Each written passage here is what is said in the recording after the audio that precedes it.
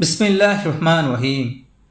আজ আমি আপনাদের সাথে মহিলাদের নামাজ পড়ার সঠিক বিষয় নিয়ে আলোচনা করব। 99% মা বোনরাই সঠিক নিয়মে নামাজ আদায় করে না, ফলে তাদের নামাজ সহি হয় না। কিভাবে জায়নামাজে দাঁড়াতে হয়, কিভাবে হাত বাঁধতে হয়, রুকু ও সিজদার নিয়ম, রুকু ও সিজদায় কি দোয়া পড়তে হয়, দুই সিজদার মাঝে কি দোয়া পড়তে হয়, এই বিষয়গুলো বেশিরভাগ মা বোনরাই জানে না, ফলে তাদের নামাজ শুদ্ধ হয় না। একটু লক্ষ্য করলে এই বিষয়গুলো সংশোধন করা যায়। মহিলারা যখন নামাজে দাঁড়াবে তখন দুই পা একত্র করে দাঁড়াতে হবে। ছেলেদের মতো পা ফাঁক করে দাঁড়ানো যাবে না। এই ভুল অনেকেই করে থাকে। নামাজে দাঁড়িয়ে অনেকেই ইন্নি ওয়াজ্জাহতু বলে, আবার নাওয়াই তুয়ান বলে নিয়ত করে। এটা সম্পূর্ণ বিদআত। কোনো সহি হাদিসে এর কোনো উল্লেখ নেই।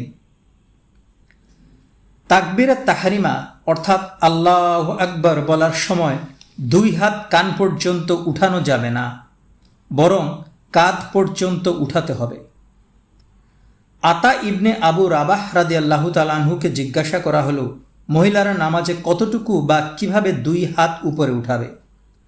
উত্তরে তিনি বলেন, মহিলারা তার দুই স্তন বরাবর অর্থাৎ দুই কাঁধ বরাবর হাত উঠাবে। আর দুই হাত উঠাতে হবে ওড়না বা চাদরের ভিতরে হাত রেখে। চাদর বা ওড়না থেকে হাত বের করা যাবে না। নামাজের সময় মহিলারা 3টি কাপড় পরিধান করবে: লম্বা জামা, প্রশস্ত চাদর যা শরীর পুরোপুরি ঢেকে রাখবে, এবং ওড়না বা হিজাব। উম্মুল মুমিনিন হযরত আয়েশা রাদিয়াল্লাহু তাআলা আনহা বলেছেন, হাত বাঁধার নিয়ম হচ্ছে, হাত বাঁধতে হবে সিনার উপর, যার পদ্ধতি হলো ডান হাতের তালু বাম হাতের পিঠের উপর রাখতে হবে। পুরুষদের মতো নাভির নিচে রাখা যাবে না।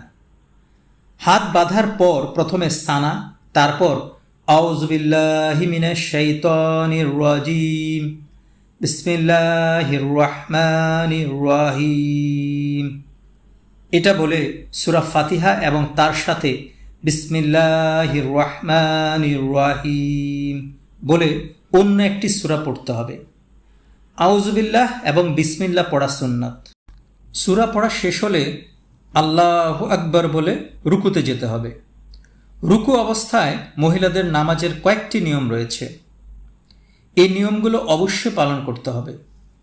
রুকু অবস্থায় পুরুষদের মতো কোমর ও মাথা ঝুঁকানো যাবে না, বরং কম মাথা ঝুঁকাতে হবে।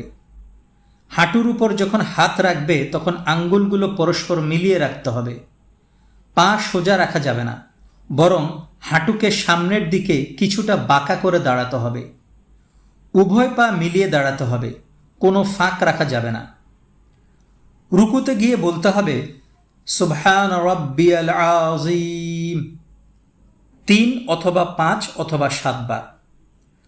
রুকু থেকে মাথা তোলার সময় বলতে হবে সামি আল্লাহু লিমান হামিদা। এরপর সোজা হয়ে দাঁড়িয়ে বলতে হবে রাব্বানা ওয়া লাকাল হামদ। এর সাথে বাড়তি একটা বাক্য বললে অনেক সওয়াব রয়েছে। বাক্যটি হচ্ছে হামদান কাসীরান তাইয়িবান মুবারাকা ফীহি।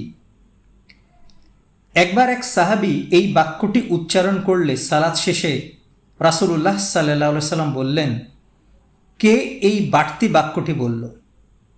ওই সাহাবী বললেন, আমি। তখন রাসূলুল্লাহ সাল্লাল্লাহু আলাইহি সাল্লাম বললেন, আমি দেখলাম 30 জনেরও বেশি ফেরেশতা ওই ব্যক্তির জন্য সওয়াব কে আগে লিখবে তা নিয়ে নিজেদের মধ্যে প্রতিযোগিতা শুরু করে দিল। সুতরাং রাব্বানা ওয়া লাকাল হামদ এরপর হামদান কাসীরান তাইয়িবান মুবারাকা ফীহি এটুকু বললে অনেক সওয়াব রয়েছে। রুকু শেষে আল্লাহু আকবার বলে সিজদায় যেতে হবে। সিজদায় পুরুষ ও মহিলাদের আলাদা আলাদা নিয়ম, যা অনেকেই এই নিয়মগুলো পালন করে না, ফলে তাদের নামাজ শুদ্ধ হয় না। সিজদা করার নিয়ম হলো হাত পা উরুদেশ যতটা সম্ভব লেপটিয়ে রেখে সিজদা করতে হবে, এবং বসার সময় দুই পা ডান দিকে বের করে দিয়ে উরুদয় মেঝেতে রাখতে হবে। পুরুষদের মতো পা উঁচু করে সিজদায় যাওয়া যাবে না। রাসূলুল্লাহ সাল্লাল্লাহু আলাইহি সাল্লাম বলেন, মহিলারা 4 জানু হয়ে নামাজে বসবে। মহিলাদের বসার পছন্দনীয় নিয়ম হলো তারা 2 পা এক পাশে একত্রে মিলিয়ে রাখবে এবং পুরুষের মতো এক পা দাঁড় করে রাখবে না, আর আঙ্গুলগুলো পরস্পর মিলিয়ে রাখবে যেন কোনো অবস্থাতেই ফাঁক না থাকে। 2 সিজদার মাঝে দোয়া পড়তে হবে, রাব্বি গিফিরলি, রাব্বি গিফিরলি, রাব্বি গিফিরলি 3 বার পড়তে হবে, অথবা আল্লাহুম্মা গফিরলি ওয়ারহামনি ওয়াফিনি ওয়াহদিনি ওয়ারজুকনি। রুকু ও সিজদা ঠিকমতো আদায় না করলে নামাজ হবে না। সঠিকভাবে নামাজ আদায় না করলে কঠিন গুনাহগার হতে হবে। 2 সিজদা দেওয়ার পর 4 রাকাত নামাজে 2 রাকাতের সময় শুধু আত্তাহিয়াতু পড়তে হবে, আর 4 রাকাতে আত্তাহিয়াতু, দরুদ ও দোয়া মাসুরা পড়তে হবে। আর যদি নামাজ 2 রাকাত হয় তাহলে আত্তাহিয়াতু, দরুদ ও দোয়া মাসুরা পড়ে সালাম ফিরাতে হবে। এভাবে নামাজ পড়লে নামাজ সহি হবে। তবে অবশ্যই একটি কথা মনে রাখতে হবে, নামাজের কোথাও তাড়াহুড়া করা যাবে না। অর্থাৎ সূরা পড়ার সময়, রুকু ও সিজদায়, আত্তাহিয়াতু, দরুদ ও দোয়া মাসুরা পড়ার সময় কোথাও তাড়াহুড়া করা যাবে না, তাহলে নামাজ ভুল হবে। আরেকটি বিষয় খেয়াল রাখতে হবে, মহিলাদের নামাজ শুরু করার পূর্বে মুখমণ্ডল, 2 হাতের কবজি এবং 2 পায়ের পাতা, এই 3টি অঙ্গ ছাড়া বাকি পুরো শরীর ঢেকে নামাজ পড়তে হবে। জমকালো পোশাক, শার্ট প্যান্ট পরিধান করে নামাজ হবে না। হাতে নেইল পলিশ, উগ্র পারফিউম ব্যবহার করলেও নামাজ হবে না। মহান আল্লাহ তাআলা বলেন, হে বনি আদম, তোমরা প্রত্যেক সালাতের সময় উত্তম পোশাক পরিধান করো। সালাম ফিরানোর পর কিছু দোয়া দরুদ পড়া উত্তম। রাসূলুল্লাহ সাল্লাল্লাহু আলাইহি সাল্লাম যখন তার সালাত শেষ করতেন তখন 3 বার ইস্তেগফার পাঠ করতেন, আস্তাগফিরুল্লাহ, আস্তাগফিরুল্লাহ, আস্তাগফিরুল্লাহ। এছাড়া আরও বলতেন, আল্লাহুম্মা আনতাস সালাম ওয়া মিনকাস সালাম তাবারাকতা ইয়া যাল জালালি ওয়াল ইকরাম। সেই সাথে আয়াতুল কুরসি, দরুদ এগুলো বেশি বেশি পড়তেন। ইয়া যাল জালালি ওয়াল ইকরাম, এই জাতীয় দোয়াগুলো বেশি বেশি পড়তেন।